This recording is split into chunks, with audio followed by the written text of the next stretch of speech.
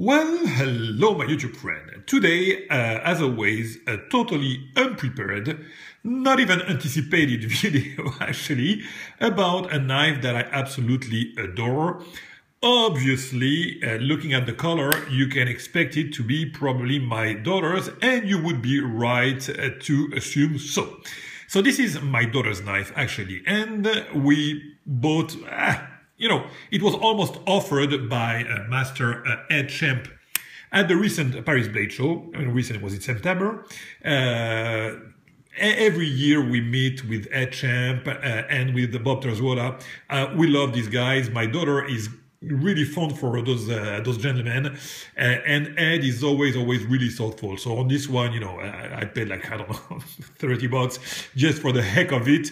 But we got to get probably my favorite, literally, I mean, I love Spyderco's, I love the Domino, I love a lot of knife from the production, as you know, but this one has something special. For some reason, I didn't buy the black one because I'm using this one actually quite often, I love this knife so much that I don't even care that it is pink or not. So, man, if you ever have the possibility, and the possibility is not that hard, I mean, those are not really high-end knives or their production, and it's not really expensive. I strongly suggest that you get a native from Spyderco. I know I'm always a little bit overwhelmed when I'm presenting my knives or videos or whatever, but this is really, and I hope that I will get you to think about the same. This is really one of the most functional, well-designed knife that Spyderco ever did. So let's start with the handle. So the handle is gonna be, the usual FRN, which is something that I don't really care for, but for a tactical use, that's just sublime. It gives you just a perfect grip, and it resists in time. I mean, it resists the time. It doesn't wear. I mean, that's a really nice material for tactical use. I like it way better than the Zytel, for example, or other. Oh man, what is the name again of the solid? What they use? The Kraton. So yeah, definitely the FRN is better, very functional one. The shape is what defines this knife. I mean, the shape, the log, the blade, everything is perfect in this knife. And again, I'm going to tell you why. This is exactly the size that I think will fit most of the hand. Mine are really large, but look at that. This big choil here allows my index to be here, and the rest will, be enough for my 4 other fingers, even the pinky, just enough. So I'm sure that for the rest of you, that would be perfect. But even if you have a double XL hand, you have this thing that I like above all in Spyderco. I think they invented that because I see that only in their knives, which is the double choil that I probably already talked about in some of my videos, but this is just genius. You cut half a choil on the handle, half a choil on the blade. This way you can spare some. It's way better than to put a choil on the blade, for example, a full choil that will spoil a lot of cutting length, or to put a full choil on the handle that will lose some length in the handle. This way, that's the perfect ratio. Half choil here, half a choil here, and that makes a nice choil for your index to be here. Then the third middle finger will be here, and the 2 other here. So I cannot imagine anyone that wouldn't be happy with the grip in this knife, whether it's just on the handle or on the choil here. Oh man, it feels just about right and about a true user. The clip and the feel is perfect because the clip, the design of the clip is rounded, and here you have also this cut, whatever, the depression, whatever you want to call it. I don't know. I'm losing my words, but it goes well, that your finger goes into that, so it doesn't bother you when you hold the knife. So there is no hot spot. Everything is rounded, and you don't feel anything. Actually, you feel just pleasure carrying and using this knife. So here is for the handle shape, I would say, and material. We talked a little bit about the clip, but since we are at the handle, let's go into that also. Look at that. The clip is a long clip and makes for a decent carry in the pocket. Not too deep, not too, just enough. And here you have something that I absolutely like, which is, this kind of screw here that when you hold it, it gives you a grip. So you can easily take it off the pocket without making any kind of effort. It gives you the grip enough to take it off the pocket. The tension is just perfect for any kind of fabric. You see the fact that it has this shape will allow you to put it easier. More easily in the pocket. So definitely like that clip. Not really the design, which a kind of spoon clip. Not the best design in the world, but it's just excellent function wise. Then you have not a lot of that is something that I like.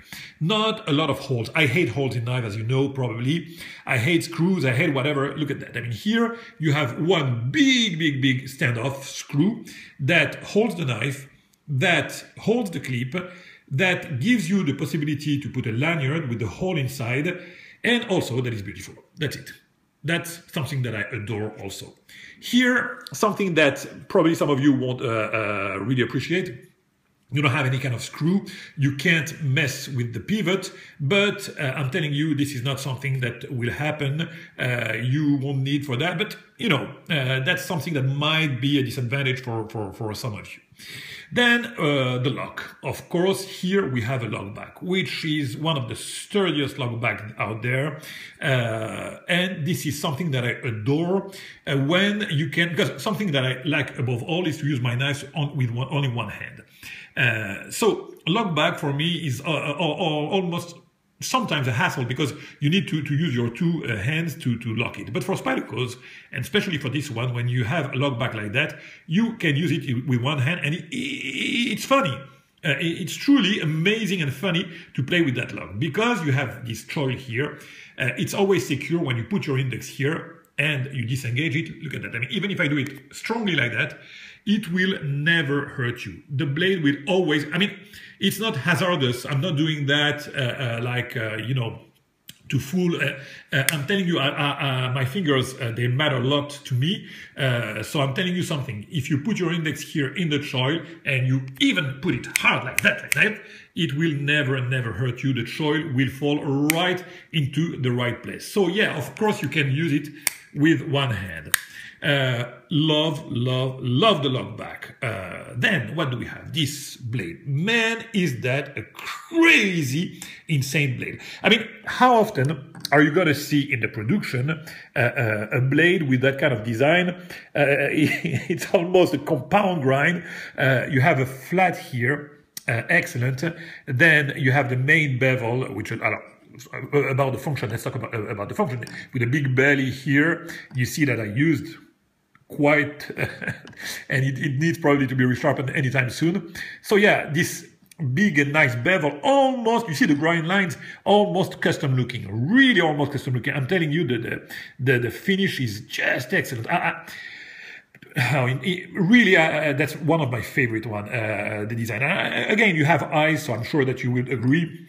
Look at the swedge here. It's pointy, so if you want to trust, that's an excellent truster. You have a lot of belly, so it's an excellent slicer.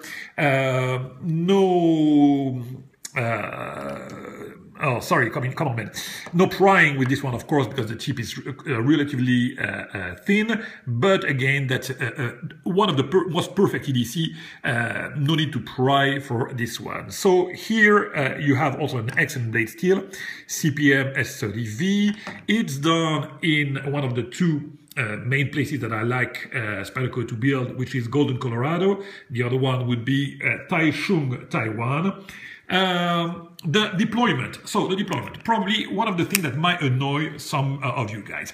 It's not, you know, smooth, and you don't flick it like you would flick, for example, paramilitaries or other Spyderco. I know that the versatility of the thumb hole, of the Spidey hole, makes it that people want to play with the knife like that, with the index, and you see it's failing to flick with the index, sorry, the thumb with the index, it's failing to flick. With the reverse, it will definitely fail to flick. So this is not a knife that you would deploy. I mean, if you put some effort, you will flick it with the thumb, but probably not with the rest of the fingers. And it's not as smooth as the other. But anyway, who cares? I mean, this knife, you open it like that, and it's probably even more pleasing to me to open it this way. Look at that.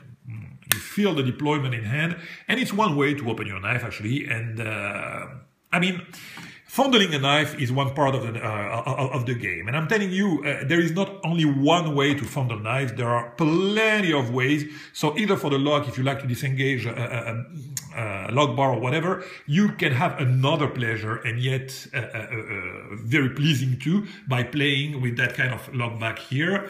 You can have also a pleasure to deploy it smoothly like that, which I have absolutely. So even for fondling, this knife is perfect. So, you know, let's recapitulate.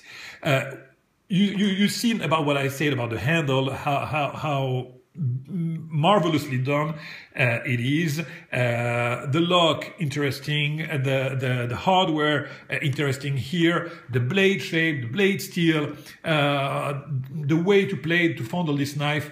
Man, as I say, there are reasons if I say that it's one of my favorite. I mean, I know I'm excited, and I'm a passionate guy, but I really mean when I say that it is one of my favorites. So I couldn't do anything else than recommend you to try to put your hands on a Native, and I feel secure and you know, to advise that, because the knife is simply excellent, and also because my advice won't ruin you, since those knives are just production and for a really reasonable price. If you consider the quality of this knife, this is the closest thing to a bargain. So probably we'll finish with the jimping. You know, I still have a couple of minutes to talk, so I might stop before, but you know, probably we'll finish with the jimping. So yeah, the jimping, some jimping here, which gives you some traction here. That's nice, because your finger won't, the thumb won't slip. But I also talked about that already. I don't care to have jimping or not here, as long as I have a nice guard, because if you have a nice guard, the fact is that you don't want both your fingers to slip and to cut yourself, of course. So if you have a nice guard, the hand won't move. So if it's slippery on the thumb, who cares? I mean, it's still going to be secured, and you won't cut yourself on the thumb. So it's not a problem for me. So here the choice is enough, but yet you have the jimping, which is really yeah, really effective and perfectly done.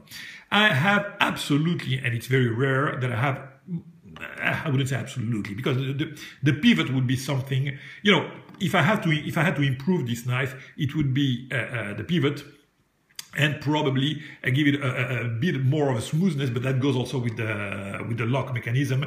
I'm not sure that it's possible to get any kind of smoothness, at least not the same probably than with frame locks, but whatever. As it is, it has my perfect recommendation. And on this one, it has been quite a while that I haven't done a video about a production knife, but it's always a pleasure, because I know that speaks to a lot of people, because a lot of people can actually enjoy and experience those kind of knives, which is not something, unfortunately, that will happen with custom. So it is always my pleasure, and probably my biggest pleasure, to do those kind of videos.